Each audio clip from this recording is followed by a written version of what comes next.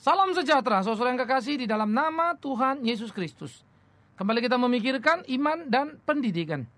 Bagaimana menempatkan pendidikan Kristen sebagai pembentukan dasar berpikir? Nah, ini yang akan kita pikirkan.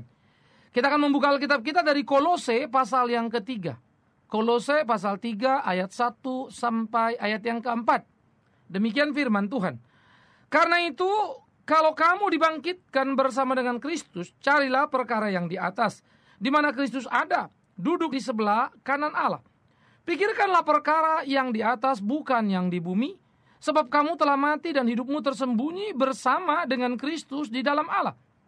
Apabila Kristus yang adalah hidup kita menyatakan diri kelak, kamu pun akan menyatakan diri bersama dengan Dia dalam kemuliaan. Saudaraku yang kekasih, berpikir seperti Kristus berpikir dengan memikirkan perkara-perkara yang di atas. Sangat menarik. Fakta bahwa cara berpikir manusia di muka bumi ini sangat dipengaruhi oleh tingkat dan jenis pendidikan yang diterimanya. Hal ini tidak dapat dibantah, bukan? Bayangkan jikalau anak kita dibentuk dalam pendidikan yang tidak Kristiani, akan seperti apa jadinya? Akan seperti apa dia berpikir? Ini pengaruhnya besar sekali. Seorang ibu bercerita pada saya betapa hatinya menjadi galau karena anaknya pulang dari pendidikan dari luar negeri, lalu pulang berkata ketika diajak ke gereja, nggak mau. Lalu dikatakan kenapa? Sama sajalah, ke gereja tidak ke gereja, yang penting hidup kita jangan merugikan orang lain, begitu ya. Maka anak yang rajin ke gereja ini tidak lagi mau ke gereja. Ketika berdiskusi soal agama, dia mengatakan semua agama sama. Wah, tentu saja ibunya syok. Anaknya menyenangkan dalam pengertian meraih gelar master. Artinya S1 dan S2-nya diselesaikan dengan baik di luar negeri. Tapi mendapatkan anak berpikir seperti itu, dia kaget. Waktu dia bertanya pada saya hanya mengatakan satu hal. Sebetulnya ini menjadi semacam kesalahan kebanyakan orang. Waktu mengirimkan anak ke luar negeri tanpa pernah berpikir apa yang bisa terjadi dengan anak itu di dalam cara berpikir. Mestinya kita sudah memberikan dia pembekalan yang cukup baru mengirim. Hati-hati. Kalau sudah seperti itu mau apa? Anak tetap anak, disayang tetap disayang, tapi sayang. Dia sudah kehilangan imannya. Sekalipun dia mendapatkan S2-nya. Nah, mana yang Anda inginkan? Kita kan tidak bisa kekristenan sekedar basa-basi. Nah, karena itu pembentukan dia dari SD, SMP, SMA, langsung ditelan badai selama di S1, S2. Berubah semuanya. Nah, oleh karena itu mari kita pikirkan saudara yang pertama. Bagaimana orientasi dari pemikiran-pemikiran pendidikan non-Kristen sehingga dia mempunyai pengaruh di dalam dasar berpikir seseorang. Orientasi pemikiran pendidikan yang non-Kristen itu selalu ditempatkan pada kerangka self-oriented. Artinya keunggulan-keunggulan pribadi itu diutamakan, ditonjolkan. Bahwa manusia adalah segala-galanya. Ya. Nah, ini menjadi sangat menarik sekali. Sehingga di dalam pemikiran apa yang dipelajarinya, dari mana agama itu adalah ilmu pengetahuan atau ilmu pengetahuan untuk menjadi agama, maka semua berpusat kepada diri. Itu tergantung bagaimana kamu membentuk diri kamu berhasil atau tidak ditentukan oleh kamu, begitu. Nah, di dalam pola seperti itu, anak dijejali dalam pikiran-pikiran seperti itu ketika dia menerima seluruh mata kuliah yang diterimanya atau mata pelajaran di sekolah yang diterimanya membentuk dia. Sehingga sungguh-sungguh mempunyai satu kepercayaan yang tinggi akan dirinya, tetapi sekaligus percayaan sangat rendah kepada Tuhan. Jadi kepercayaan itu hanya berorientasi pada diri. Di sisi lain, akibat cara berpikir seperti itu, maka yang ditonjolkan tadi keunggulan diri juga masuk pada tataran di mana manusia dikatakan tidak terbatas. Dia bisa mencapai apapun, tinggal tunggu waktu saja. Secara saintifik kan bisa dikatakan ilmu berkembang dengan sangat cepat dan pesat. Kan begitu. Padat sekali perkembangannya. Maka di dalam pertumbuhan perkembangan ilmu yang begitu pesatnya itu, ya, maka akhirnya muncul semacam satu kesimpulan. Apa sih yang nggak bisa kita capai? Tinggal tunggu waktu. Dulu orang bilang nggak bisa ke bulan, apa itu? Ya, akhirnya bisa nyampe ke bulan. Seperti kata merindukan bulan, orang bilang kan yang nggak mungkin gitu ya. Seperti orang pengen ke bulan, dulu mah mimpi. Tapi kemudian berubah menjadi sebuah kenyataan karena sumbangan dari ilmu pengetahuan. Mana bisa punya anak dulu kalau sudah mandul? Ada cloning. Ada bayi tabung. Ada banyak cara sekarang, saudaraku. Malah cloning itu bisa fotokopi persis seperti dari siapa sel itu diambilkan begitu. Jadi manusia meyakini manusia tidak terbatas. Jadi dia bisa mencapai apapun, tinggal tunggu waktu. Nah, dalam dunia pendidikan itu makin diteguhkan berdasarkan apa yang kita jalani dalam sejarah. Pengabaian bahwa ada pemerosotan di dalam peningkatan itu tidak diperdulikan. Artinya, dulu juga manusia kan gotong royong ya, hidup bersama-sama. Sekarang individualis misalnya. Nah, itu tidak jadi konsen lagi. Sedikit sekali yang memperhatikan itu. Sehingga kebanggaan bahwa manusia tidak terbatas jauh lebih kuat. Menjadi semangat yang ditumbuh kembangkan. Sehingga hidup manusia sangat kompetitif pada sebuah kompetisi antar manusia itu sendiri. Ya, maka manusia berpacu, saling mengatasi satu dengan yang lain. Ya, berdasarkan ilmu yang dimilikinya begitu. Yang ketiga, orientasi pendidikan non-Kristen itu adalah satu pemahaman bahwa manusia itu bisa sendirian tanpa Tuhan. Kenapa? Karena seringkali agama dianggap menjadi satu satu hal yang memproduksi Tuhan. Jadi Tuhan itu cuma produk agama itu. Sebetulnya agama apa Tuhan itu mana ada sih? Omong kosong kan begitu ya. Nah, cara berpikir ini mengakibatkan orang menganggap tidak perlu Tuhan. Sehingga agama yang baru itu adalah ilmu pengetahuan. Apa yang bisa kamu sumbangkan dengan pengetahuan kamu? Oh iya, hebat ya. Dulu penyakit gini gak bisa disembuhkan. Sekarang bisa karena sudah ditemukan obatnya. Ini kan sumbangan ilmu pengetahuan. Jadi mau sembuh? Gampang. Apa? Cari saja obatnya apa. Nah, cara berpikir gini terus dibangun, saudaraku yang kekasih. Sehingga di dalam bagian-bagian seperti itu, agama pun mulai dipinggirkan. Makanya kemudian anak-anak kita tidak heran kalaupun dia dididik misalnya sampai SMA tadi dengan pengetahuan yang cukup, lalu ke gereja begitu ya. Tapi rupa-rupanya pengetahuan S1, S2 itu begitu kuatnya menganggap pengetahuan yang di SD sampai SMA khususnya tentang agama itu adalah sebuah pembodohan saja. Sebuah kesalahan saja. Apalagi ditambahkan pada satu fakta sejarah misalnya. Dari dulu agama ada, dunia juga gak makin baik-baik aja. Tapi yang jelas ilmu pengetahuan memberikan sumbangan yang paling banyak.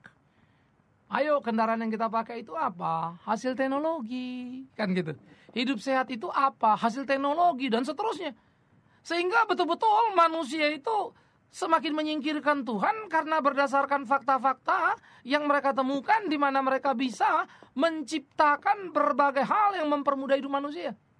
Penemuan komputer dan pengembangannya yang begitu hebat, kan begitu. Sehingga seluruh pola pikir itu makin hari makin jauh dari yang Tuhan mau. Belum lagi, di dalam orientasi pikiran pendidikan non-Kristen itu pluralisme menjadi berkembang sangat luar biasa. Pluralisme yang mengakibatkan misalnya bahwa semua agama itu sama. Semua agama itu menyelamatkan misalnya. Padahal tiap agama kan punya keunikan pada dirinya. Kalau memang agama sama mestinya satuin aja ya. Tapi apa yang lain mau? Kan tidak. Nah, karena itu keunikan-keunikan itu pun ditiadakan lagi. Karena apa? Ya tadi itu yang jadi Tuhan kita kan sains, ilmu pengetahuan. Ayolah kita duduk sama-sama. Beda-beda gak apa-apa lah, terserah kau apa, kan begitu. Wah, ini menjadi sesuatu yang cukup mengguncangkan. Tapi kenyataan yang tidak terhindarkan. Dan ini menjadi kompetisi yang sangat mengerikan.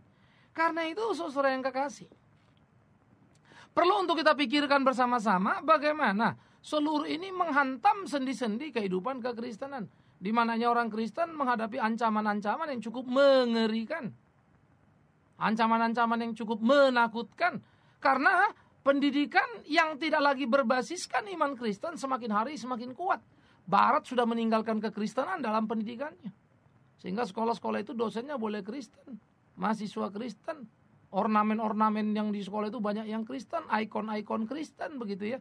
Tetapi sebetulnya spiritnya sudah tidak lagi. Mengakibatkan cara berpikirnya menjadi amat sangat liberal. Wow, ternyata menakutkan ya. Ya, karena itu sebetulnya adalah sebuah kesalahan besar kalau orang tua menyekolahkan anaknya tanpa pernah mempertimbangkan apa pengaruh dari pendidikan yang diterima si anak dalam cara berpikirnya. Padahal dasar berpikir anak dibentuk paling banyak lewat sekolahnya. Berapa lama sih orang tua berinteraksi dengan anaknya dan memberikan pengertian? Sekolah minggu, hanya seminggu sekali itu. Ke sekolah, Tiap hari itu. Berapa jam? Coba pikirkan. Nah oleh karena itu saudara, sekolah Kristen itu menjadi sangat penting di dalam pemikiran kita. Pendidikan Kristen menjadi sangat penting. Untuk apa? Supaya bisa menolong anak dalam membentuk dasar berpikir mereka. Lalu apa yang diperlukan? Nah di sini kita mesti melihat dulu. Orientasi pendidikan Kristen itu, cara berpikirnya itu apa? Maka seluruh orientasi pemikiran pendidikan Kristen itu, pertama, dia sangat berlawanan tentunya dengan pendidikan non-Kristen. Maka pendidikan Kristen itu God oriented. Semua itu berpusatkan kepada Tuhan. Pengakuan bahwa segala sesuatu dicipta oleh Tuhan. Dan apapun yang kita pelajarin itu adalah ciptaan Tuhan, kan begitu? Bukan membuat kita anti kepada sains. Tetapi cara berpikir sainsnya yang kita mau. Apa cara berpikir para saintiknya yang kita mau koreksi.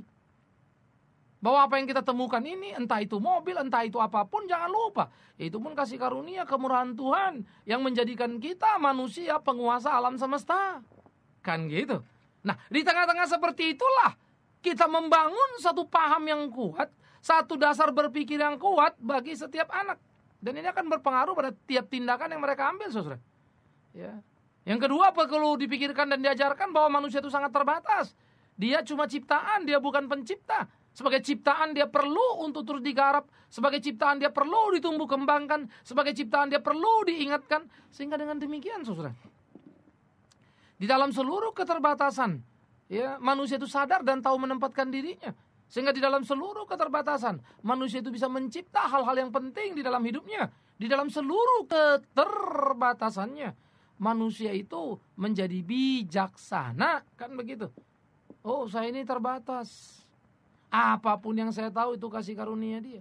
Sehingga di sana ada satu self control yang sangat kuat yang mengontrol manusia itu untuk selalu sadar pada posisinya dan tidak terjebak pada kesombongan hidup yang mengerikan.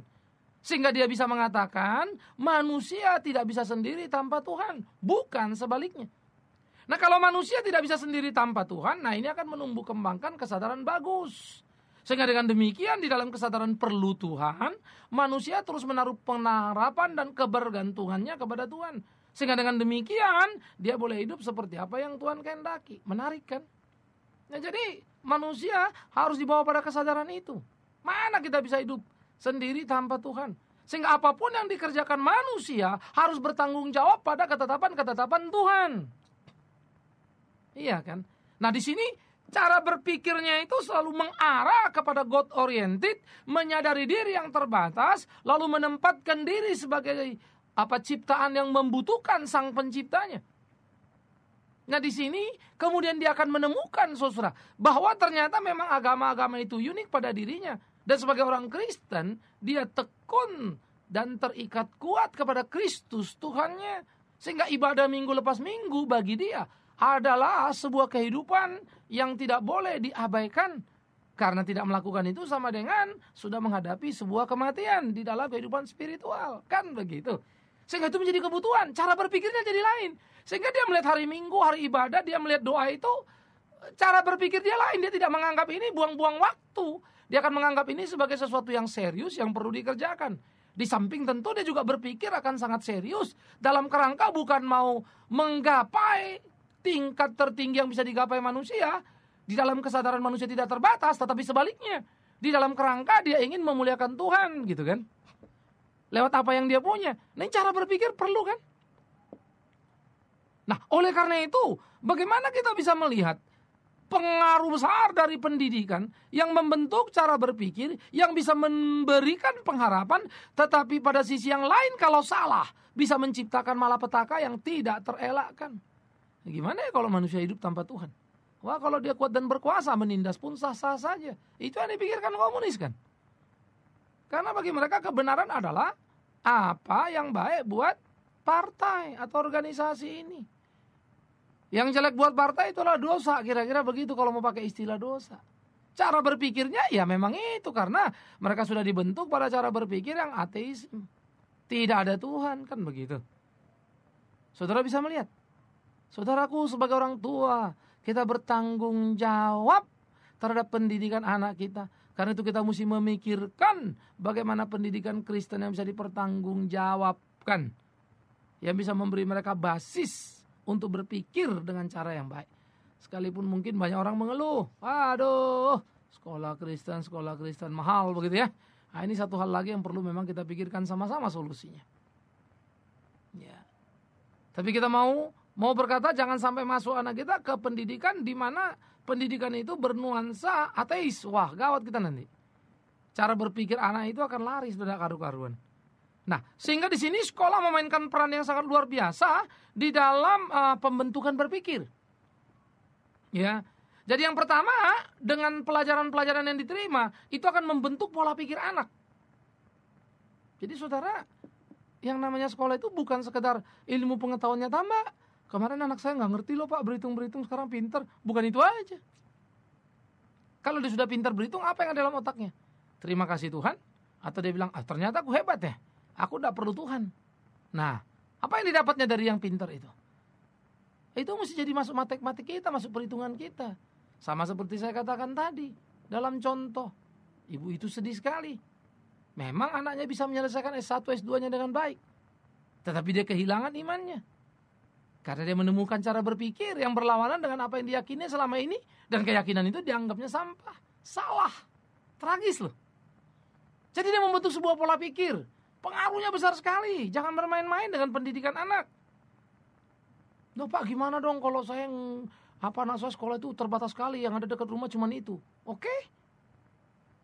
Karena itu Anda sebagai orang tua lengkapi dong kekurangan yang ada di sekolah supaya betul-betul anak itu terlengkapi di dalam rumah. Kan begitu. Itu perlu penyeimbangan yang kuat kan? Sehingga dengan demikian kita bisa tahu sejauh mana pertumbuhan perkembangan yang ada pada diri dia, pembentukan pola pikirnya. Kita mengerti seperti apa yang terus berkembang pada dirinya. Di samping membentuk pola pikir atau cara berpikir tadi, dia juga membentuk nilai-nilai pikir pada anak. Karena apa yang dipelajari, itu dibangun menjadi kerangka nilai. Jadi semua aktivitas kita sangat berkaitan itu. Saya ambil contoh misalnya, kenapa sih orang korup? Karena cara berpikirnya begini. Ya, kan bukan cuma saya yang korup, yang lain juga korup kok, gitu kan. Yang kedua, ya gue korup segini juga gak habis lah, masih banyak kok gitu. Itu nilai pikir. Nilai-nilai yang dia naikkan itu. Sementara pola pikirnya adalah begini. Aku adalah aku, yang penting aku. Lalu dia mulai melihat nilai apa yang dilakukannya itu biasa, orang lain juga lakukan, kenapa aku tidak gitu loh. Saudara bisa melihat cara berpikir yang salah dengan nilai pikir yang salah.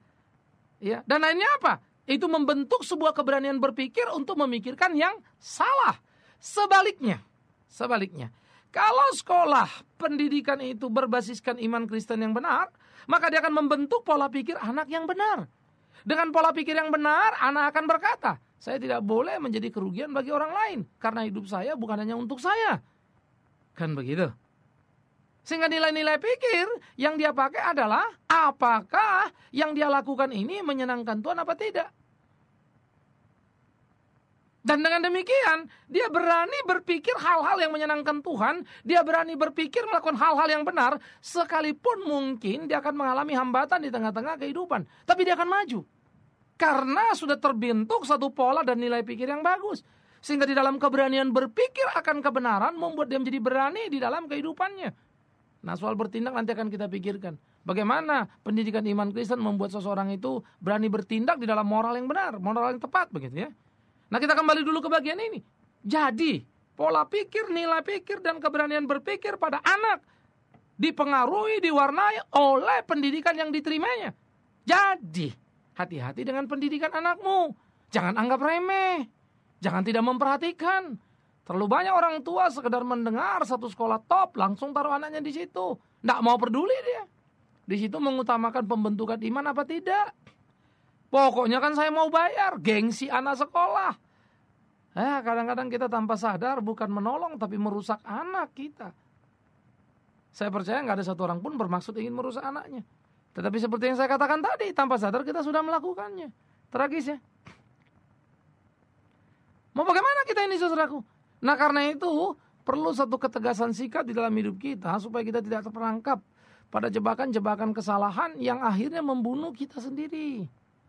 Kita perlu melakukan apa yang menjadi kehendak Tuhan supaya sungguh-sungguh seluruh atau segenap kehidupan kita adalah hidup yang menyenangkan hati Tuhan kita. Nah, ini perlu. Sehingga dengan demikianlah sebetulnya orang-orang Kristen mempersiapkan satu generasi ya, yang berpikir Kristiani dan berpikir apa yang dilakukannya merupakan bentuk pertanggungjawaban imannya, yang berani berpikir di tengah zamannya dalam kesadaran memang zaman tidak mengenal kebenaran akan menjadi tantangan, tetapi dia tidak lari karenanya. Kalau begini berarti kita sudah berhasil membangun satu generasi yang utuh, satu generasi yang terdidik, satu generasi yang berpikir secara Kristiani. Itu artinya kita akan menyiapkan anak kita sebuah masa depan yang menjanjikan, sebuah masa depan yang seimbang, sebuah masa depan yang tidak akan membuat kita kemudian menjadi kecewa. Ingat, cara berpikir ini akan menentukan anak kita nanti mau pilih pacar itu siapa, seiman apa enggak seiman. Yes, kerjanya mau bagaimana, cara berpakaiannya bagaimana, semuanya akan berpengaruh. Kalau Anda kemudian marah dan kecewa, anak ngomong gini, cara berpakaian begini, kok pacaran sama yang bukan Kristen misalnya. Awas, itu cara berpikir dia. Itu hasil pendidikan yang dibentukkan pada dia. Lalu mungkin Anda katakan, padahal anak saya ini sekolah di sekolah Kristen. Yes, maybe, betul, mungkin. Tetapi, apakah dia dilatih cara berpikir yang Kristen? Nah, itulah kendala kita. Kalau di sekolah Kristen saja bisa jebol, bagaimana lagi sekolah yang bukan Kristen? Saudara-saudara, betapa seriusnya bukan? Oleh karena itu saya berharap kepada saudara yang mendengarkan berpikir sebagai orang tua bertanggung jawab. Tetapi kalau engkau seorang anak sekolah, mahasiswa demi Tuhan yang hidup, kau harus belajar untuk membangun seluruh kerangka pikirmu dalam takut akan Tuhan. Jangan terlalu pongah, merasa pintar segala-galanya. Hidup terlalu panjang. Sejarah sudah membuktikan banyak kegagalan dalam kehidupan dunia. Kiranya engkau, anak-anak muda bisa jadi generasi penerus untuk mengubah kehidupan dunia ini dengan melahirkan, menumbuh kembangkan cara berpikir yang Kristiani. Dan orang tua kiranya menolong, dan orang tua sendiri pun seluruh pemikirannya dibentuk. Mungkin dulu salah ya, sekarang diperbaiki. Sehingga dengan demikian kita bisa membangun kebersamaan dan keberhasilan, bukankah begitu? Kiranya Tuhan menolong saudara.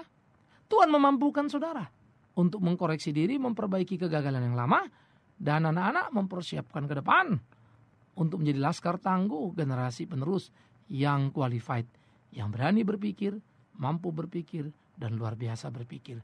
Tapi berpikir dalam kerangka takut akan Tuhan. Amin. Mari kita berdoa. Kami bersyukur, kami berterima kasih kepada Tuhan sudah menolong memimpin kami dalam sepanjang hidup kami.